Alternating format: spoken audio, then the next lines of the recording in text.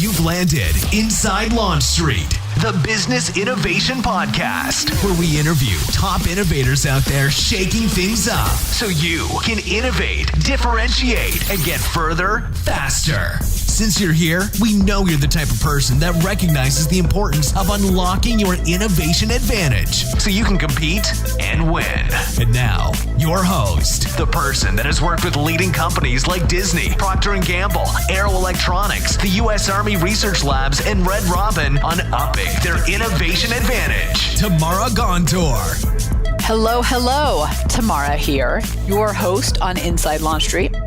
As many of you know, this episode is brought to you by my friends over at Brility Digital, a team of business growth strategists who embrace an experimental mindset to help you meet your company goals by leveraging the right digital tools and resources. And of course, I didn't want to bring you just a shallow sponsor. I wanted insights we can use. Stay tuned for my brief interlude with Brility President Derek Kuhn. So let's talk about this episode and my guest, Kevin Kruse. Leadership can be such an elusive thing. And I think sometimes we get trapped in these old leadership models that don't apply anymore. I mean, the dynamics of our teams have changed, but the leadership rules haven't. Doesn't really make sense. And that's why I had on Kevin Kruse. He is the CEO of LEADx, which is the world's first executive coach built with IBM Watson AI, and the author of the book, Great Leaders Have No Rules, Contrarian Principles to Transform Your Team and Business. We dig into both, how AI helps leaders and why you may want to get rid of some of the old ways of thinking, like the open door policy or treat everyone equally. Hint, these old rules also hinder you and your team's ability to innovate. All right, here we go. Kevin, thank you so much for joining me today. I have a feeling this is going to be kind of a wild conversation. Yeah, I'm looking forward to it. Thanks for having me on the program. So tell us, what is your first memory of being innovative? Well, my first memory, I don't know if you'll call this innovative, but I invented a robot when I was 8 years old. And being 8, it only existed on paper, but I literally have that. I drew him out on graph paper and I called him Zorko. I don't know why I called him Zorko. And I have this drawing framed on my desk even today because I was fascinated by, life-size robot stuff. I'm an old guy, so this is like before Star Wars and stuff. But drew out this whole robot, and my father, who was into electrical things, stuff, he claimed we were going to build Zorko, and we never did. And as an adult, I try to forgive my father, for like some of the ways our parents let us down. But deep down, I'm still angry we never built Zorko. Oh my gosh. What I really love about that, Kevin, is that you put it on graph paper, because I'm a product of the 80s. And if you put it on graph paper, you were more serious about it. Like it was a step up from regular paper. That's right. I don't know why. Oh my gosh. And I love that you still have it. I mean, I think that that's such a great reminder that we're all innovative in some way, and we have it as kids, and then we lose it along the way. But to have that daily reminder must be so helpful to just make sure that you're thinking differently about things. Yeah, it's fun. It's fun. So I wanted to actually start out by asking you about LEADx. Talk to me about its AI, its learning, and behavioral change. I want to understand how that all comes together. Sure. Well, so at the highest level, like what I'm all about is I want to scale leadership and democratize leadership around the world. I literally want to spark the next 100 million leaders around the world. And that's a big number. So I can write books and hit a lot of people to 800 million. I could do talks, all these normal things. And it was about 2.5 years ago. So I had started and sold several different e-learning and HR tech companies and had taken some time off. But then I saw how AI and chatbots and the supercomputers were being used for things like cognitive behavioral therapy, mental health treatment, and changing people's behaviors. And leadership is about behaviors, what we do. And it's not just work leadership. To me, if leadership is influence, we need to learn how to lead, how to influence ourselves first. How do we lead in our families? And then, of course, how do we lead at work? And so when I saw the breakthroughs in AI, I said, all right, this is how we can scale leadership development. And so we were in stealth mode for about 2 years, and we worked with the IBM Watson platform to teach IBM Watson all about different personality theories and, how to delegate, how to run effective meetings, how to coach your team members, all the normal leadership and management topics, and also how to be a bit of an executive coach. We taught Watson how to help you pick a goal, create an action plan, and then to check in with you as your accountability buddy each week, which is really why, coaching works so well. And it was actually just late in 2018 that we came out of stealth mode, went public. We call it Coach Amanda, LEADx with Coach Amanda. And so it's this, it's an app. It's powered by IBM Watson that will diagnose your personality, train you in management fundamentals, knowing your personality and quirks, recommend goals, and give you all kinds of developmental things to do. So it's been a lot of fun. So I want to ask you, there's a couple things you said that I want to ask you about.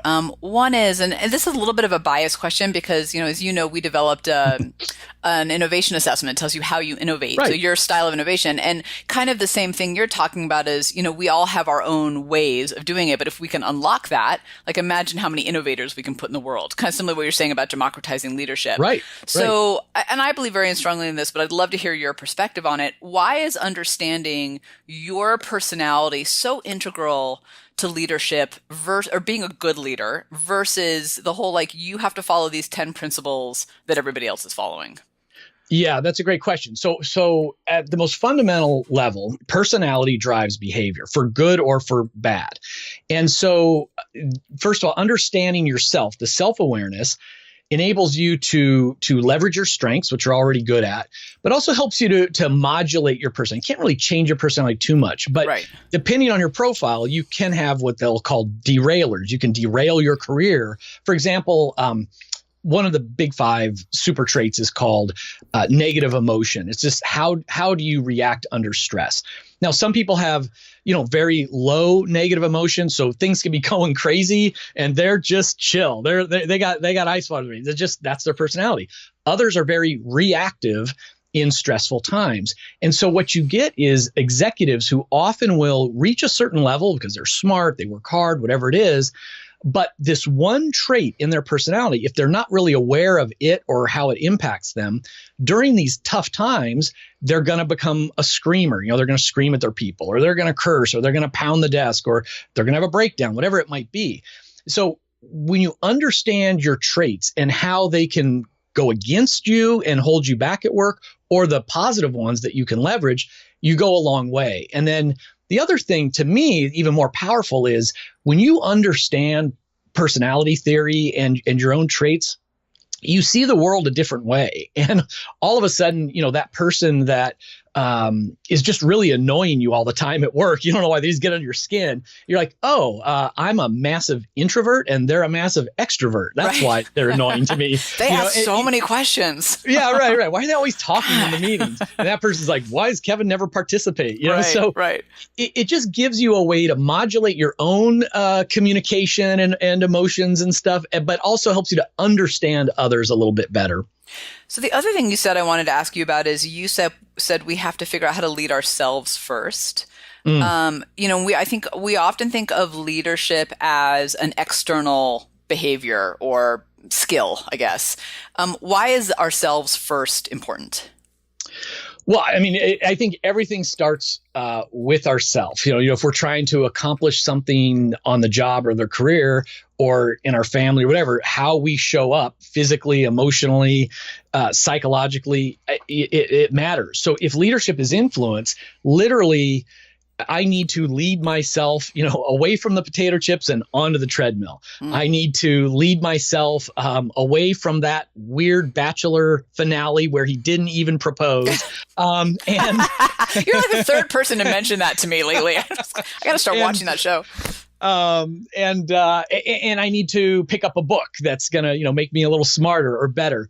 And so, it all starts with ourselves. You can't help other people if you haven't helped yourself first. Like you can't give what you don't have. So I always say, start with yourself and have the energy you need to energize other people. Have the patience that other people need, you to have. It always starts with yourself. I love that phrase, you can't give what you don't have.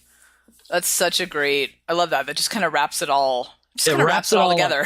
That's right. Yeah. That's right. I mean, you obviously have a lot of leadership experience, and you poured it into the book that I just read, which is why we wanted to have you on the podcast, because it's so fantastic, called Great Leaders Have No Rules, Contrarian Principles to Transform Your Business and Your Team. But before we dig into the book, I wanted to back up. How did you realize that the leadership rules that most of us were following were incorrect? And I'll just preface it by saying that when I first opened the book, I was like, wait, what? Really? I shouldn't be doing that. But as I read, I was like, oh my gosh, of course, this makes perfect sense. But how did you even realize, hey, all these, I don't know, I think we just assume these things to be true. Well, yeah, I've been starting businesses, trying to grow businesses for 30 years. And in my 20s, I failed completely. Like the first two companies ended in failure. And back then, I didn't even understand that leadership was a superpower. I mean, I thought about sales or I thought about marketing. I didn't really think about leadership. When I finally discovered like, oh, you know what? Like it really is about having a great team and leading them right and creating that culture. I then went to some mentors who were older, and they gave me the old school conventional wisdom, which used to work at a certain time. And whether it's, something, I mean, I had multiple people say like, Kevin, leadership is acting, you've got to wear your mask. You can't show weakness. Otherwise they'll take advantage of you. You can't get close to your people. God forbid you have to fire them someday. Right. There's all this kind of old, I'm remote and removed from everyone else. And we need rules so that, people don't spend too much when they travel, or Joe doesn't, unbutton his shirt, down to his belly button, or whatever we think we're controlling for. Right. And so it's like, stay remote, put these rules in place to control, have a lot of processes. It's like management, like building a machine. Maybe that worked at one point. I mean, I'm glad I wasn't like in my prime when it worked, because this day and age, it's different. Our cultures are different. We're 24/7. We're connected. The generational differences, it just doesn't work. And that's when I finally figured that out, like my last couple of companies really took off and we were winning Best Place to Work awards and engagement awards and all these other things. It's because I took all these traditional things and kind of flipped them around and did the opposite in many cases. It's as you're saying that, I'm having all these memories flood back into my life. But from your agency days. Yes, totally. I'm like, oh my gosh. And it just reminded me of one that I'll never forget. When I first got into kind of the management leadership role, my mentor said, when you're giving feedback, because you got to spend a lot of time giving feedback, right. Make sure that you sandwich the negative. So positive, negative, positive. Do you remember that? And I remember doing it over and over again, but not getting the behavior change I was looking for my team, like whoever the person was. It was like the negative got washed away. And finally one day, I think I just got fed up and I didn't do any positives. I just said, hey, this is, what's happening and this is what needs to change. And the person did it. And it was like this revelation for me of, oh my gosh, that whole sandwich thing is a load of, what? Now I'm angry that I don't have a chapter on that, because that is a perfect example. Like this will be, hey, any listeners out there, I'm going to have a bonus chapter 11 on the sandwich. Yeah, contact me. It's going to be like, put down the feedback sandwich. Oh my gosh. Do you remember that? It was horrible. Yeah. It's a perfect thing. It used to be like, say something good, then the real thing you want to say, which is how they should improve, and then something good. And the idea was like, well, you want it to be balanced and you don't want to disengage them and all that. Meanwhile, everyone's like, wait a minute. Am I doing a good job here? Right. Or am I don't know what to do here, so I'm just going to do the same. Yeah, two good things, one bad thing. I'm not sure what's going on, And so, and you're right. The right way to give feedback that we now know is opposite of that. It's you just say it as close. If you see something, say something as close to the point of observation. You give that feedback, and as long as it's coming from a place of caring, like you're not, trying to punish them, whether you're telling them they smell or they did a bad job on that presentation or whatever it is, they're going to realize you're trying to help them. You're trying to make them better, and they won't be confused about the message. Right. You totally brought back memories of sitting in this office. That was horrible. So, I thought one of the best ways to do this was in order to get your perspective, was to kind of go through some of the chapter titles. And maybe you can kind of share some examples around them, because some of them in particular, for me, were really surprising, yet kind of duh moments at the same time as I started to read. but they're not the norm. So I think listeners out there, I think you're going to say, wait, what? Tell me, what? What do you mean I should do that? So I pulled out 3 that I thought were really amazing and surprising and really powerful as I started to kind of even adjust it in my own work. And I'd love to hear you talk about it and then bring up any others that you think that I didn't mention, but you think need to be talked about. One was crowd your calendar. Like, I thought I needed free time. Right. People think they need free time, and all the getting things done, the GTD junkies out there, we're taught like the calendar is where you put your scheduled things like phone calls and meetings. And then the to-do list is where we put all of our tasks, and you prioritize it, A, B, C, A1, A2, all that stuff. Well, I had first discovered in the last book, 15 Secrets Successful People Know About Time Management, super successful people, they don't even use a to-do list. They just work and live from their calendar. The phrase was schedule, don't list. And when I started doing research for this book, it was a similar thing. The first was that, great leaders truly value time, like nobody's business. And I'm not like a big sports guy or whatever, but like over and over again, legendary Duke basketball coach, they call him Coach K, he wrote a book about leadership. Every single his main theme was time, team building in time and moments, and every one of his chapters started with the word time in it. And then John Wooden was a coach where he said like every minute of his practices were scheduled, and it was like the your competitors might have more money than you, they don't have more people than you, might have other advantages, but everybody's got the same minutes. Right. So if you can really maximize that, and again, to me, this goes back to our own lives, right? Life is time. Time is life. Why do we let so many people, steal our minutes away? And so, crowding your calendar is about valuing the time. And if you truly value the time, you will schedule everything on your calendar, including your free time. Because if you don't schedule your free time, guess what? You're not going to have it. And so the CEO of LinkedIn, every day he puts 60 to 90 minute block on his calendar. That's just thinking time. Bill Gates was legendary for blocking the entire last day of the year or week of the year. That's what I'm trying to say, with think time, his think week, where he would just say, now's my time to read and think. And so otherwise we're always putting out that fire and picking up our phone, responding to someone's problem. And so the idea is you literally put everything on your calendar, schedule your whole day out. Ideally every 15 minutes. And if you want free time, if you want, to do whatever, or even go for a walk, well, good, but just schedule it so it actually happens. All right. I am here with Derek, who is the president of Brility. So Derek, your company Brility is amazing at helping your clients think and act differently and leverage an experimental mindset to stand out. So how does having an experimental mindset help you do that? Well, thanks, Tamara. I would say the experimental mindset is essential for long-term success and predictable success. We are all about building a system that is reliable for growth. And to do that, you have to challenge assumptions. The experimental mindset allows us to put our best foot forward, adapt and iterate, and really learn what is causal to work so that we have predictable success. We really are in a dynamic environment right now. Technology is changing, business is changing, and assumptions need to be challenged. So in order to do that, we need to craft careful experiments where we can learn, adapt, and grow. What's the downside of not experimenting?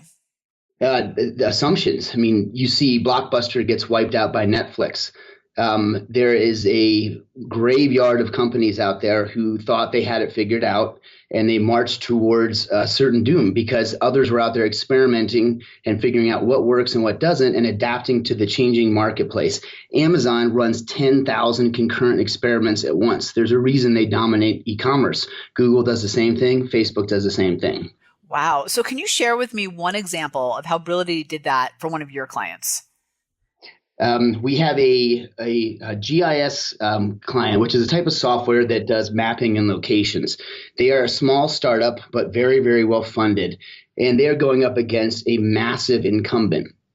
And there isn't a current name or explanation for their offering. It's not commonly searched for or known.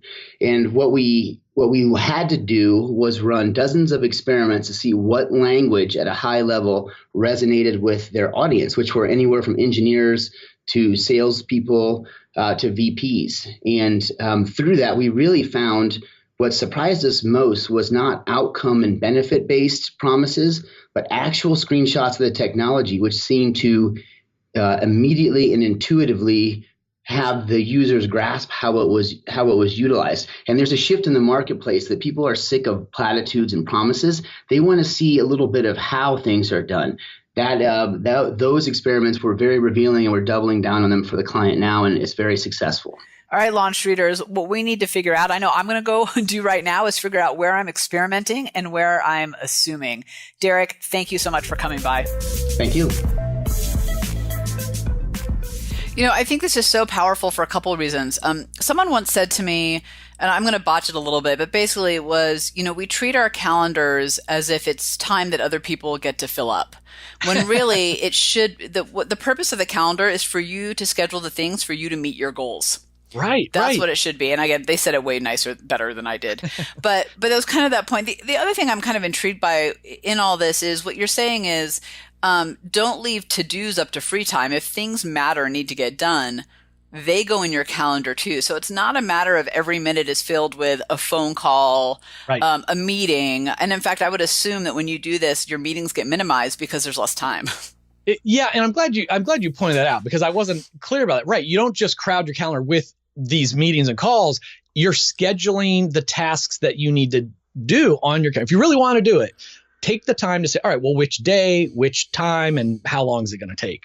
Yeah. And the other thing in there too, you said about think time. I think when it comes to being innovative too, if we schedule just 30 minutes in the morning to think differently, and I know that sounds like, what do you do during that time? There's a million things you can do to fill that up, that actually trickles out to the rest of the day. But if you don't schedule it, suddenly you get to 3 p.m. and then you think, well, I'm too tired to be innovative or creative, so I'll do that tomorrow. But if we actually scheduled it in the morning and crowded our calendar with it, we'd do it. Absolutely.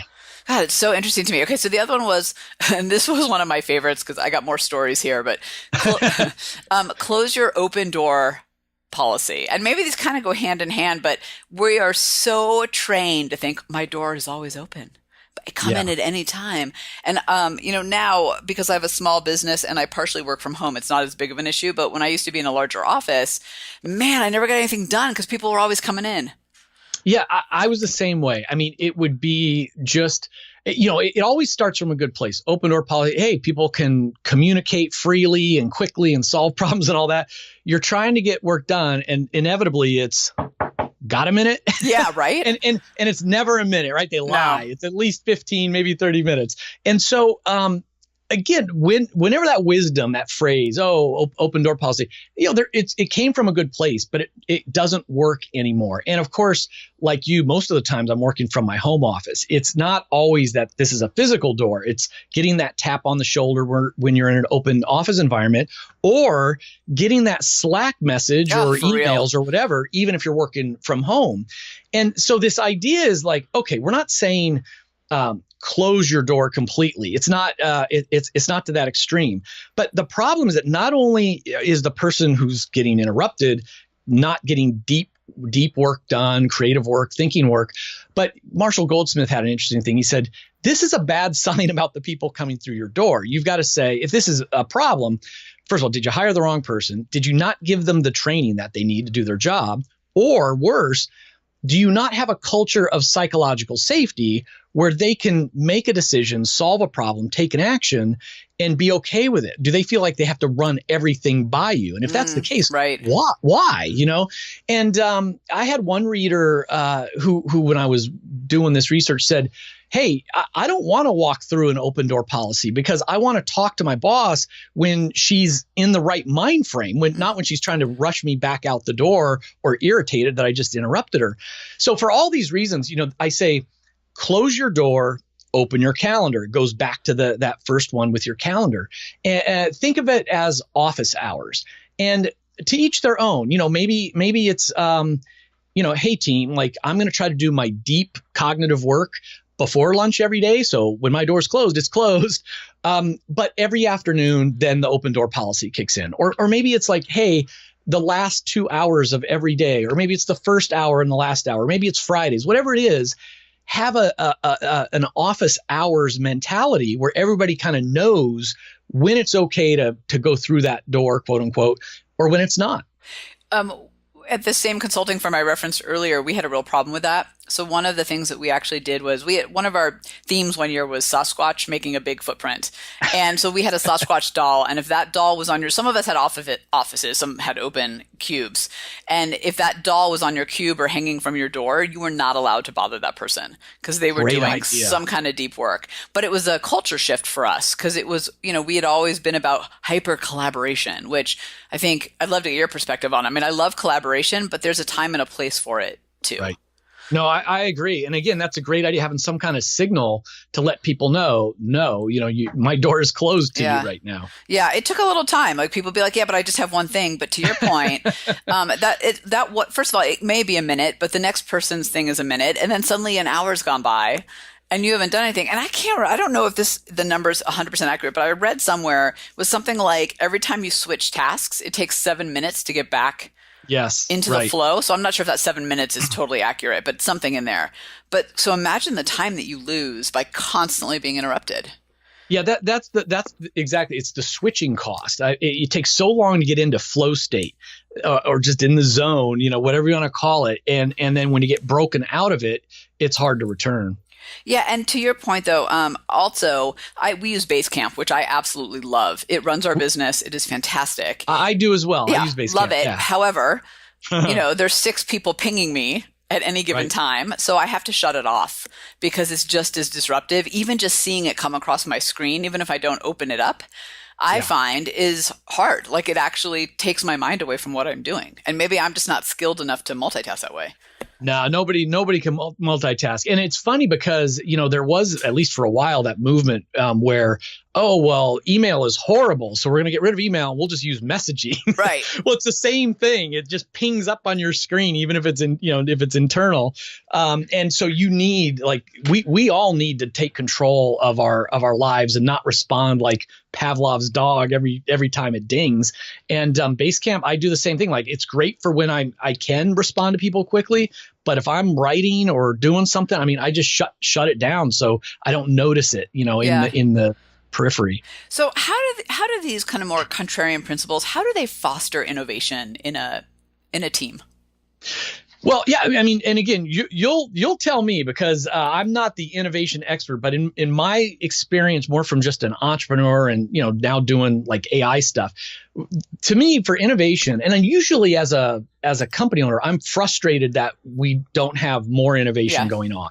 But I think that, first it starts with the person or the people, and, you've got an assessment on it. I think people have to sort of have that growth mindset and have, in personality called high openness.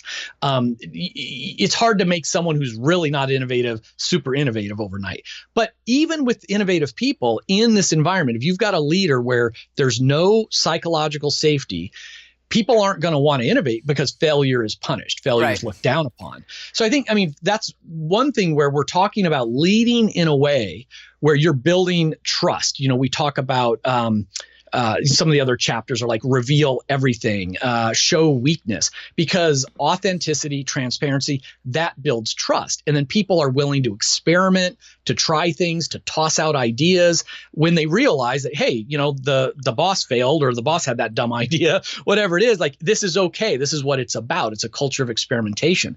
So, there's the culture side of it. And then I would say the other side is the productivity side, which we've, spent most of our time on.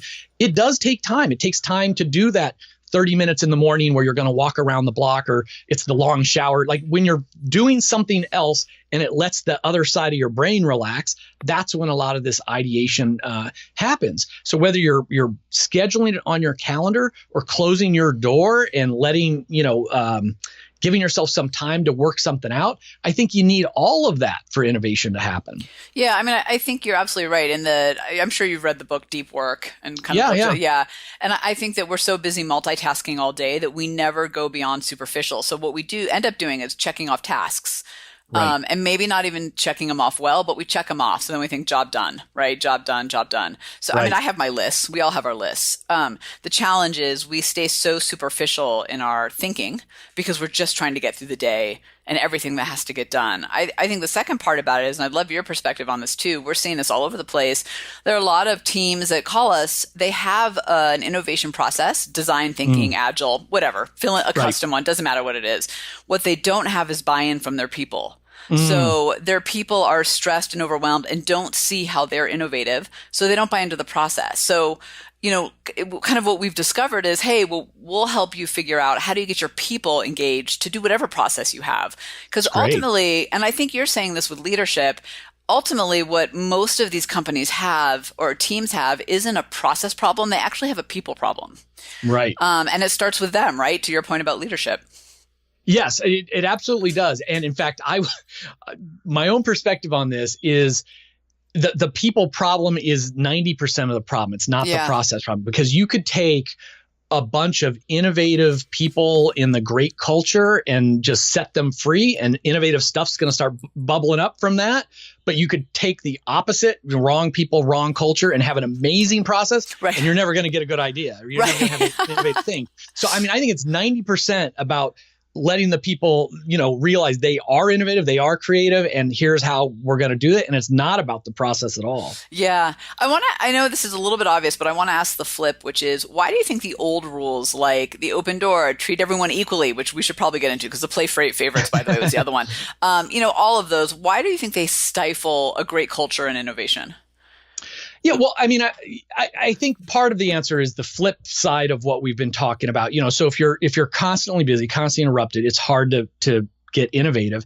And if you've got a leader who's the old school command and control, don't break the rules, don't do anything wrong, that's going to send the message that failure is frowned upon, experimentation is frowned upon. Right. But I think at a higher level, the issue is that a lot of companies haven't made the leap. So your clients know that it is all about innovation these days. I mean, innovate or die, right? And the pace of change is so fast, so fast. It's incredible. But there's a lot of companies stuck thinking like that leadership's role is like to preserve what everybody has. So if you're in the mode of, oh, I'm in a big company, whatever, whether it's 1,000 or 10,000 people, and like we're about the quarter, like let's provide profits on our quarterly statements, and let's preserve everything. We're preserve the culture. We got to make sure nobody loses money, nobody says an inappropriate joke, whatever it is. It's all about de-risking the venture.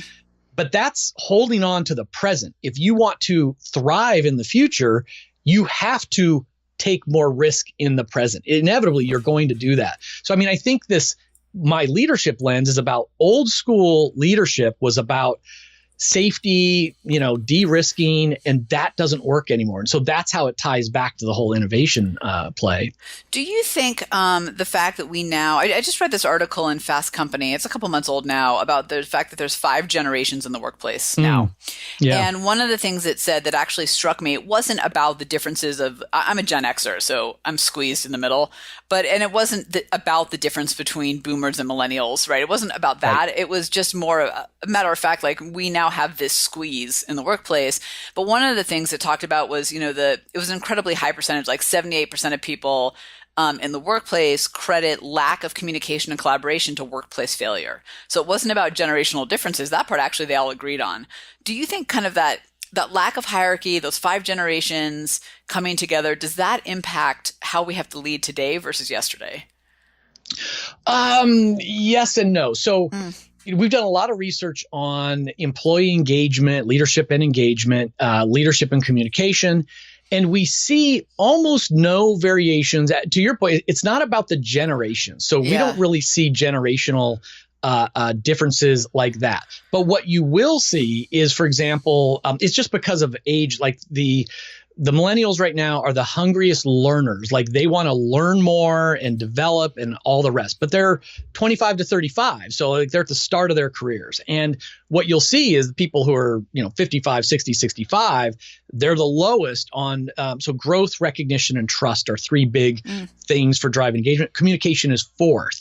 And so as you get the older generations, based on where they are in their career, they're not as interested to play in this stuff. They're not as interested in the future as the younger folks are. So we see some variance in that, but I think it's more about age and career stage than generations. Kevin, I can't tell you how happy I am to hear you say that, because one of the things, I'm just going to throw it out there, and you tell me if I'm wrong, but one of the things that drives me nuts is people talking about how millennials are lazy, entitled, and all this. And I think to myself, I'm pretty sure that my boss thought that about me when I was in my 20s. And I'm pretty sure their boss thought that about them. Like, every generation thinks the next generation is more entitled and more lazy than they ever were. So, I mean, and yes, things have changed and things have democratized, and like, I get all that, but there's a part of me too that goes, no, that's just being 25.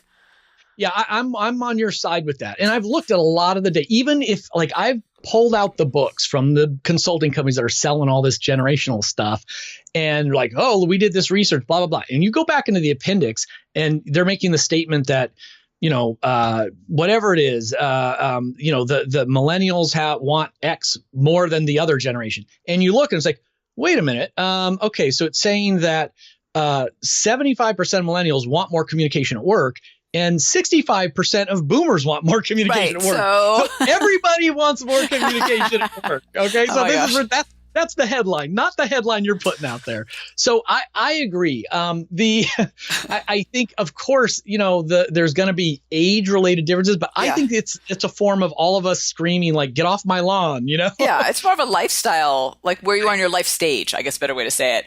And the reason that what you're saying kind of is making me smile too is I think for us worried about or thinking about leadership and innovation, maybe we stop focusing on, oh my God, I have a bunch of 20-year-olds, and think about, okay, what people want is growth mindset and communication overall. So how do we drive that in our culture instead of worrying about catering to one generation or another?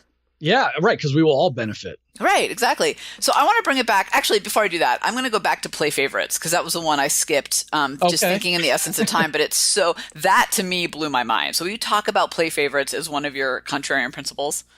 Yeah. So again, I was raised back when I was young and dumb. I was told like management 101, like, you can't play favorites. You got to treat everybody the same, otherwise you're going to get attacked and people will think you're biased towards somebody, blah, blah, blah. And I think that goes all the way back to as you were kids, right? We were taught, and as a parent, of course, you don't play favorites with your kids. That's what you're not supposed to do, right? That's what you're not supposed to do. Yeah. And I remember the day that it was actually, so I had this guy work for me named Sean, great leader, just innately. And he came to me one day and said, hey, I got someone who came to me who was pretty upset. She's accusing me of playing favorites. And I said, oh no. And I'm thinking this is going to be like an HR issue and all this stuff. And I said, what'd you say? And he said, I told her I do play favorites. I'm thinking, oh no. Wait, what? No, abort. abort. So, he kind of schooled me in this, and I've learned from other, leadership coaches that the most unfair thing you can do is to treat all of your team members the same. Mm-hmm. The most unfair thing you can do with your children is to treat them all the same. And we're not saying that, when we talk about favoritism, it's not cronyism. It's not saying play favorites because you like playing golf with them on the Sunday or you guys drink beers after work or whatever. We're saying treat people differently. You want to individualize your leadership approach. Star performers, they should make more money than the lower performers. Right. You should be. Now, the classic mistake that managers will make is like, I got 10 people, 3 are superstars, 1's a loser, and there's a bunch in between. Gosh, I'm really going to spend all my time with the loser. They really need my help. I'm going to train them. I'm going to coach them. I'm going to go out on their sales calls. I'm really going to give them all the help they need. No, you don't ignore them. You give them the normal kind of management support. You will get more leverage as a leader spending time with those 3 superstars. Yeah. That's where you want to invest your time. So whether it's how you reward people, the developmental opportunities you give them, the time that you give them, you want people who are high performers to get more from you. And to clarify, like on the rules or the standards, it's not that you would waive a standard or rule for a top performer, but you would change the penalty. So if a standard is that, hey, we show up at work by 9 a.m. or something, and there's one person that's missed that 3 days in a row, well, then the punishment should be harsher than your superstar who's shown up early for 10 straight years, but then was in a car accident and got to work 10 minutes late, right? So even the punishments or reprimands or feedback should be tailored to the situation and the person. That's interesting because so I have a colleague who runs a sales firm, and one of the things that she was telling me, and I think it's in line with what you're saying, but I want to tell you and kind of see what you say about it. She was saying that one of the challenges they had is they had this one superstar, just in terms of dollars, right? They were the rainmaker. They brought in all the cash money. Right. The challenge is they were always late to the office, always late to the team meetings, and kind of disrespectful to the other people, I'd guess. So on one hand, a star performer, on the other hand, setting a really bad precedent for everybody else, right? A really bad example. Yeah. How do you deal with that situation? Yeah. Okay. So this, I think, is one of the toughest situations, and I've been in it as a company owner. And so this is a little bit of like, do as I say, not as I did, because you're right. Like when you've got, so the issue is there's always, leaders need to think about two things when you're growing a company. Are you getting results, and how are you getting results? So there's always the outcome, and then how you got that outcome. And I had a sales professional who, again, she was delivering very, very well, top. However, she was running her own little tribe inside the company, different culture, different rules, had a whole different thing. And it started to get back to people. It was bothering people, not on her team. Her team loved her. And I was under extreme pressure for financial results in the short term. And I turned a blind eye to it and said, listen, as long as it's not against what we're doing, we're going to support this performance with freedom. But I'll tell you what, that lasted about a couple of years. And then she resigned, stole all her team members and started her own company and took the clients. Right. So my lesson was, look, in the short term, I was killing my quarters and everybody was happy and all the rest. In the long term, it came back to bite me. And so I think that whether it's sales or anything else, ideally, you want to have your star performers, being great team players. Often they're not, they're kind of their own thing. But this is where the whole idea of why rules should get replaced with standards and values. You do need to determine what your guardrails are. And so, if showing up at a certain time and then they're late, it's black and white and it's hard, because then when they don't hit it, everybody knows all right, what's going to happen or not going to happen to the person. If you have guardrails about showing up, at work at a reasonable time so your team can get productive and clients can get taken care of, there's a little bit more swing in that. So I always prefer conversations around standards rather than the black and white rules. Yeah, I really like that. And it made me realize that it's also dependent on how you're defining your high performers or high performance. So money is one thing. I mean, that's an easy example for us to talk about on the podcast because we all understand that. But also your leadership and how you're showing up and supporting your team. I mean, depending on what your company is about, but it doesn't have to just be about one defining metric makes that person a star performer. It can also be, to your point about standards and values, how they behave, because that impacts the company. Yeah. And in an ideal situation, especially for non-salespeople, the annual bonus should be tied to things about the individual, the team, and the company, performance, and values or behavior should be part of that, measurement. Yeah. And the whole play favorites, you're right. Why would I treat someone who doesn't take their work seriously, does the bare minimum, the same as the person who's working their butt off? Right. That's right. It doesn't make sense now that you say that. I want to bring it back to you for a minute. When you think about yourself, how do you innovate? Yeah, you had sent me this question before, and I chuckled because a lot of people for the last 30 years will say, oh, you're so creative, you're so innovative. I've had e-learning companies, tech companies. I've got, we just built the world's first executive coach on IBM Watson. Yeah. However, I view myself as very not innovative. Now, I will say on the personality side of things, I have a very high openness, high growth mindset. I'm an eager learner. So I'm always learning. I'm very curious. So I would guess that, kind of a root of innovation is being curious and learning. The only thing that I do intentionally, and it's not fun, but I do it intentionally, is I purposely consume like content or things that I wouldn't normally want to do. So for example, if I'm, if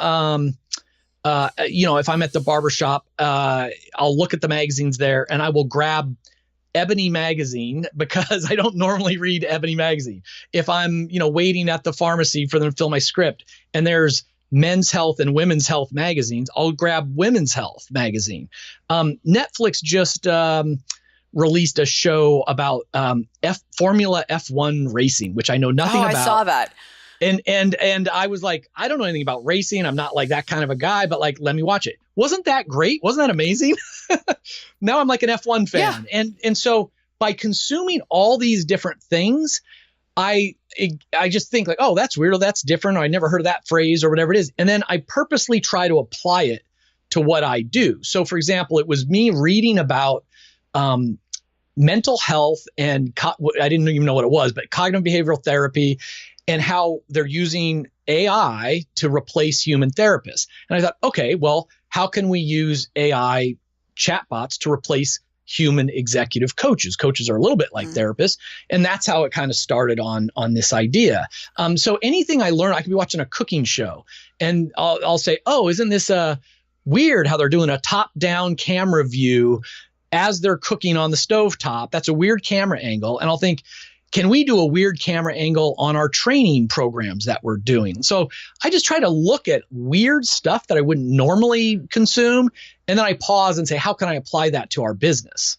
One of the things I most regret about the magazine industry going under and not going to the grocery store anymore, because two things I don't really do, I do all delivery, is I used to stand in line and pick up the most random magazines like the BMX bike magazine, whatever it is. But I'm with you. And I think what you said just really hits it. I mean, I know from our kind of work that everybody has a different way of innovating, right? We have different approaches just ingrained in our personalities. However, what I think is universally true is that people that expand their world of knowledge, even superficially, simply like they're more curious like you, have more dots to connect because you just have more bits and pieces of information. Yeah. So the more I think you can spread your wings in terms of what you learn about, when I kind of do the same stuff you do. And then when I travel in hotels, I don't have cable at home. That's when I watch stuff I would never watch. Right.